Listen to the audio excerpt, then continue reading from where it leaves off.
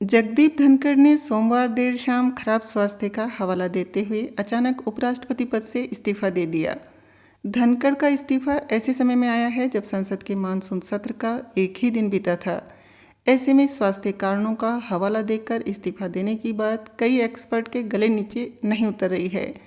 उपराष्ट्रपति के इस्तीफे की टाइमिंग पर कई अटकलों ने भी जन्म लेना शुरू कर दिया है। कुछ का कहना है कि उपराष्ट्रपति धनखड़ और सरकार के बीच सब कुछ ठीक नहीं था। ये नाराजगी इतनी बढ़ी कि धनखड़ ने अपने पद से इस्तीफा दे दिया। वहीं कुछ एक्सपर्ट ने कहा कि धनखड़ पिछले कुछ दिनों से किसानों के मुद्दों को लेकर सरकार के रुख से सहमत नहीं थे। उन्होंने ये मुद्दा सार्वजनिक मंच से भी उठाया था। इसी खींचतान को लेकर धनखड़ ने इस्तीफा दे दिया। उपराष्ट्रपति सचिवालय की ओर से इस कार्यक्रम को लेकर प्रेस विज्ञप्ति भी जारी की गई थी। राजनीतिक विश्लेषक आशुतोष ने कहा कि मैं पूरी जिम्मेदारी से कह रहा हूं कि धनखड़ का ये इस्तीफा स्वास्थ्य कारणों से नहीं हुआ है। उनके साथ पिछले दिनों कुछ ऐसा हुआ था जिसके चलते वो काफ़ी आहत थे। धनखड़ सरकार के रुख से परेशान थे। उन्होंने अपनी नाराज़गी भी कुछ लोगों से शेयर की थी। हालांकि आशुतोष ने कारणों को स्पष्ट रूप से बताने से इनकार किया और कहा कि 2-4 दिनों में चीज़ें स्पष्ट हो जाएंगी। उन्होंने कहा कि मैं कारण जानता हूं, लेकिन सार्वजनिक रूप से इसे नहीं बता सकता क्योंकि इससे मेरे सोर्स कंप्रोमाइज होंगे। वहीं वरिष्ठ पत्रकार विजय त्रिवेदी ने कहा कि मैं लंबे समय से जगदीप धनखड़ को जानता हूं, उनकी कार्यशैली से भली भांति परिचित हूं। वो भारत के सबसे मुखर उपराष्ट्रपति रहे हैं। वो एक फाइटर हैं और ऐसे हार मानने वालों में से नहीं हैं। ये बात तय है कि उनका यह इस्तीफा स्वास्थ्य कारणों की वजह से नहीं है। ये महज स्वास्थ्य संबंधी मसला नहीं है, इसके पीछे कोई बड़ी वजह जरूर है। उन्होंने कहा कि जिन स्वास्थ्य कारणों का हवाला दिया जा रहा है वह इसलिए भी वाजिब नहीं लग रहा है क्योंकि खराब स्वास्थ्य का पता उन्हें एक ही दिन में नहीं चला होगा। ऐसे में मानसून सत्र के बीच इस्तीफा देना ये बताता है कि कारण कुछ और है। कांग्रेस के राज्यसभा सांसद अखिलेश प्रसाद सिंह ने कहा कि ये हमारे लिए शॉकिंग है क्योंकि शाम 5:45 में उनकी कैबिन से बाहर निकला।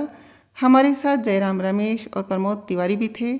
हमारी जस्टिस वर्मा के खिलाफ महाभियोग के मुद्दे पर चर्चा भी हुई, लेकिन उस समय लगा ही नहीं कि उनकी तबीयत खराब है। वो काफ़ी निष्पक्षता से सदन चलाते थे। ये देश की राजनीति के लिए एक बड़ा झटका है। कांग्रेस के वरिष्ठ नेता जयराम रमेश ने उपराष्ट्रपति के इस कदम को रहस्यमय बताया। उन्होंने एक्स पर लिखी अपनी पोस्ट में कहा, मैं शाम तकरीबन 5 बजे तक उनके साथ था। कई अन्य सांसद भी मौजूद थे। इसके बाद शाम 7:30 बजे मैंने उनसे फ़ोन पर बात भी की थी। इसमें कोई संदेह नहीं कि धनखड़ को अपने स्वास्थ्य को सर्वोच्च प्राथमिकता देनी चाहिए, लेकिन यह स्पष्ट है कि उनके इस पूरी तरह से अप्रत्याशित इस्तीफे के पीछे जो दिख रहा है उससे कहीं अधिक कुछ है। जगदीप धनखड़ ने राष्ट्रपति द्रौपदी मुर्मू को संबोधित एक पत्र में स्वास्थ्य संबंधी कारणों और चिकित्सा सलाह का हवाला देते हुए संविधान के अनुच्छेद 67A के तहत अपने इस्तीफे की घोषणा की। राष्ट्रपति मुर्मू को संबोधित अपने पत्र में जगदीप धनखड़ ने लिखा, स्वास्थ्य की प्राथमिकता और चिकित्सकीय सलाह का पालन करते हुए मैं भारत के उपराष्ट्रपति पद से तत्काल प्रभाव से त्यागपत्र दे रहा हूँ। उन्होंने राष्ट्रपति को उनके सहयोग और सौहार्दपूर्ण संबंधों के लिए धन्यवाद दिया। साथ ही प्रधानमंत्री और मंत्रिपरिषद को भी उनके सहयोग और मार्गदर्शन के लिए आभार व्यक्त किया।